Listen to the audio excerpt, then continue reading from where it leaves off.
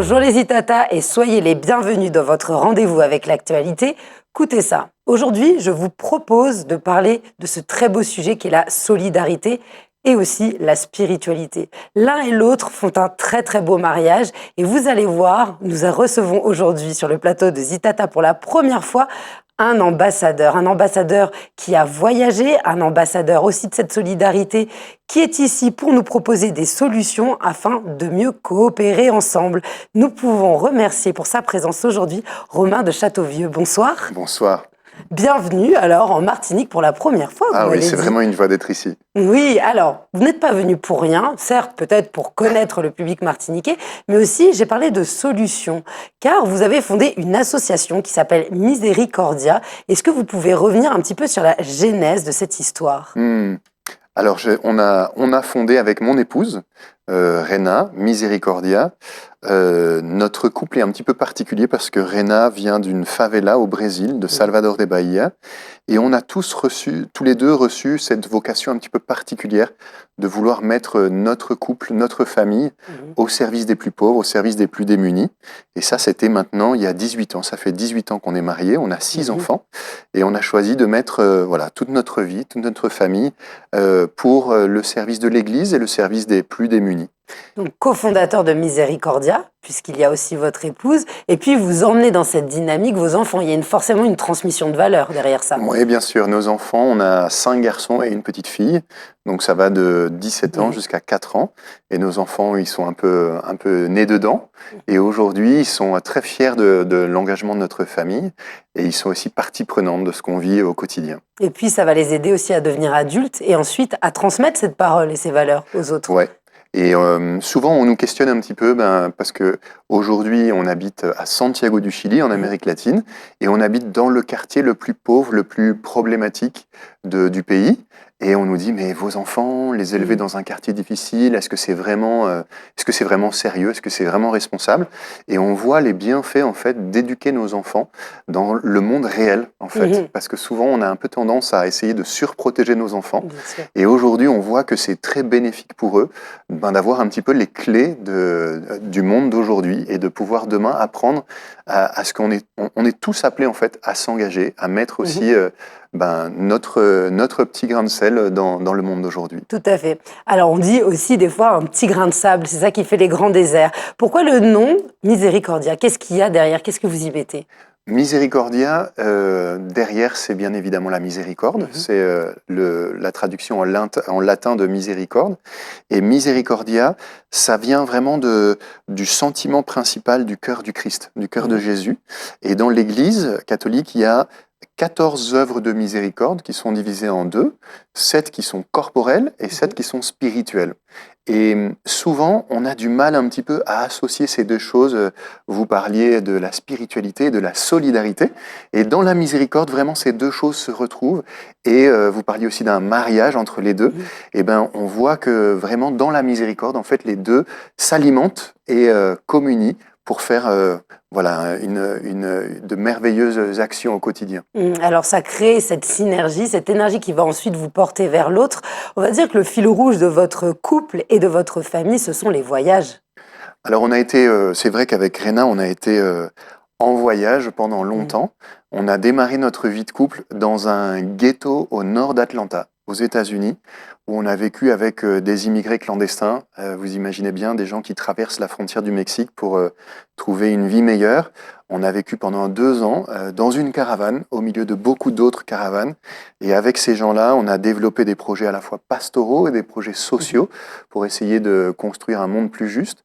Et à la suite de cette expérience, on a été envoyé. Et c'est là où a commencé un peu le voyage un peu fou. On a été envoyé par les évêques d'Amérique latine pendant 3 ans dans 16 pays du continent latino-américain à bord d'un bus qu'on a transformé en maison. Donc on a voyagé avec nos enfants. Et à la suite de ces 3 années un peu folles, On a terminé en Amazonie, au Brésil, et on s'est installé après dans un deuxième temps au Chili, donc dans ce quartier dont je vous parlais, qui est un quartier vraiment emblématique pour ce pays d'Amérique latine. Alors vous nourrissez vraiment des autres au même titre que vous allez donner aux autres. On voit bien qu'il y a un échange et pas du tout une façon d'arriver de dire voilà, je suis ici et c'est tout. Donc c'est de la générosité, mais comment faites-vous pour aller puiser ce courage et cette force? Parce que des situations difficiles, vous en avez vécu plein. Ben, il y a une petite phrase, moi, qui m'a marqué de Mère Teresa. Donc, tout le monde connaît Mère Teresa, cette religieuse qui a vraiment œuvré tellement dans le monde pour les pauvres. Et quand un journaliste, voyant l'ampleur de son travail, lui avait dit mais Mère Teresa, comment vous faites? Et elle avait dit une petite phrase qui, moi, m'a beaucoup éclairé. Elle avait dit, mon secret est simple, je prie. Et vraiment, nous, avec Réna et puis l'ensemble des missionnaires qui travaillent avec nous dans Miséricordia, eh ben, on a repris ce petit secret et vraiment la force de notre travail, on le puise dans la prière et particulièrement dans l'Eucharistie, dans l'adoration, dans cette prière silencieuse qui permet vraiment de se nourrir, de se remplir d'amour pour après le redonner particulièrement aux plus pauvres. Et la prière, pour ceux aussi qui ne seraient pas dans la même religion que vous, pas dans la même confession, c'est aussi un moment pour soi, un moment où on se coupe du monde, où on est en connexion avec les autres aussi qui prient, mais on n'est pas dans cette société de rapidité, d'immédiateté. Et ça aussi, forcément, ça rend plus fort. Ouais. Et je crois que les grandes œuvres ou les grandes, je dirais, les choses qui se construisent et qui prennent de la dimension dans le monde et dans l'histoire, elles puisent leur force dans le silence. Et souvent, on parle aussi de la tyrannie du bruit. Aujourd'hui, on a beaucoup de bruit. C'est une société qui est très accélérée. Et le fait de vraiment pouvoir rentrer dans le silence, et puis c'est dans le silence qu'on trouve Dieu aussi. Et ce cœur à cœur avec Dieu, on dit que Dieu parle dans le silence. Pour nous, c'est vraiment essentiel. Dieu et soi-même, parce qu'on apprend forcément de soi-même. Exactement. Et de nos propres contradictions. Alors, pourriez-vous citer certaines actions, des exemples qui vous ont touché? Alors, je sais que vous en aurez des dizaines sûrement. Là, on a très peu de minutes. Mais pour que les Itata puissent comprendre quelle forme cela peut prendre à travers vos voyages. Alors, je vais essayer d'utiliser un peu le langage de l'entreprise parce que c'est peut-être ce qui est le plus facile à comprendre. Mais quand on arrive dans un quartier, on est présent dans plusieurs pays. Quand on s'installe dans un quartier, on fait ce qu'on appelle un diagnostic missionnaire qui est en fait une étude de marché un peu pour comprendre quels sont les besoins, quelles sont les attentes des voisins. Et puis après, on met en place des petits projets pilotes, un peu selon le mode start-up. Et généralement, Miséricordia développe des projets en termes d'éducation et de santé. Et voilà, une petite histoire qui, moi, me touche aujourd'hui, qui est actuelle. C'est un garçon qui s'appelle Dylan, qu'on a accueilli il y a 10 ans dans un centre éducatif, donc dans le domaine de l'éducation. Dylan est rentré dans les programmes de Miséricordia. Il a perdu son papa, sa mère a souffert d'un cancer. Il s'est vraiment accroché aux éducateurs, aux missionnaires. Et puis aujourd'hui, Dylan a fait des études. Il a été sélectionné dans l'équipe nationale de football du Chili, un peu le PSG local. Et puis il a dit, en fait, moi, je veux quelque chose de plus grand. Et Dylan, aujourd'hui, a 19 ans. Il a laissé sa place dans l'équipe de football et il est prêt à partir en mission en Argentine avec Miséricordia, dans les quartiers pauvres de Buenos Aires. Et il dit, aujourd'hui, moi, je désire de quelque chose de plus grand, de plus beau. Et donc, on a des gens qui viennent des quartiers très pauvres et qui deviennent demain acteurs de changement. Et ça, c'est notre plus belle réussite dans Miséricordia. Pour eux-mêmes et puis surtout pour les autres. Voilà. Alors, vous êtes venu en Martinique pour la première fois, j'ai cité dans l'introduction, pour pouvoir transmettre aussi toutes ces expériences. Vous allez rencontrer différents publics, des scolaires, des adultes, des entrepreneurs, avec notamment une date clé, là, cette semaine, qui va vous permettre d'être aux Palmes, on le cite, puisque vous donnez rendez-vous en fin de journée pour pouvoir échanger avec différents interlocuteurs. Voilà, c'est ça, c'est mercredi là où on va pouvoir présenter Miséricordia, présenter aussi ce qu'on propose dans l'Église et puis dans la société. On est vraiment très enthousiaste de pouvoir avoir cette rencontre avec les acteurs un peu de la Martinique. Et pour nous, ce voyage en Martinique, c'est une manière aussi de venir découvrir l'Église ici, de venir découvrir les quartiers difficiles de Fort-de-France, et puis discerner, évaluer si Miséricordia aurait sa place, si on aurait quelque chose à apporter à ce si beau peuple qu'est la Martinique. À qui s'adresse cette venue aux Palmes mercredi? Est-ce qu'il faut être croyant? Est-ce qu'on peut être totalement laïque? Est-ce qu'il faut être déjà porteur d'un projet ou en fait pas du tout? C'est ouvert à tous. Voilà, le thème de la soirée, c'est s'engager. Donc, c'est un thème assez large et c'est ouvert à tous. C'est ouvert à tous ceux qui voudraient être acteurs de changement là où ils sont. Donc, il n'y a pas besoin d'être croyant. Et c'est venir découvrir quelque chose de différent et puis voir si ensemble, on peut faire quelque chose. Alors, quelles sont les principales valeurs qui vous animent? Si vous aviez 3 mots à transmettre, un conseil pour éliminer une journée dans nos vies, parce que finalement, on est assez gâtés matériellement lorsqu'on voit ce qui peut se passer dans d'autres pays en guerre, on connaît l'actualité. Qu'est-ce qui vous permet de tenir à travers l'adversité? Dans Miséricordia, vraiment, le principal, c'est cette relation, cette intimité avec Dieu. Donc, le cœur du Christ, le cœur de Jésus pour nous est vraiment central dans ce qu'on vit. Et puis après, on reprend un terme du pape François qui il parle de la révolution de la tendresse. Et on croit vraiment que si nous, les uns et les autres, si on dilate notre cœur, si on ouvre vraiment notre cœur aux autres, si on est en sortie, avec notre tendresse, avec notre regard, notre sourire, notre douceur, on est capable de changer le monde. C'est entendu, c'est un très beau message, ça fait du bien, du baume au cœur. Cette expression existe pour ça. Alors, pour entendre ces messages-là et ces valeurs, vous avez mis en place des sites internet, un réseau social. Vous utilisez les outils modernes pour pouvoir communiquer. Ça a été facile pour vous? On avait vraiment à cœur. En fait, on a fait un peu le constat que quand l'Église prend la parole, souvent, c'est pas une communication de grande qualité. Et du coup, on s'est dit, nous, si aujourd'hui, notre jeune génération, on veut prendre la parole, on va tout faire pour que ce soit dans les codes d'aujourd'hui. Donc, on a développé de la vidéo, des images, du design qui est plutôt actuel. Et donc, on a mis ça sur un site qui s'appelle misericordia.fr, donc qui donne vraiment à connaître l'ampleur de notre travail. Et puis après, sur les réseaux sociaux, sur Instagram, Misericordia International, Misericordia France, et puis après, Misericordia dans chacun des pays, c'est Argentine, Chili et États-Unis. Vous pouvez nous retrouver sur les réseaux sociaux.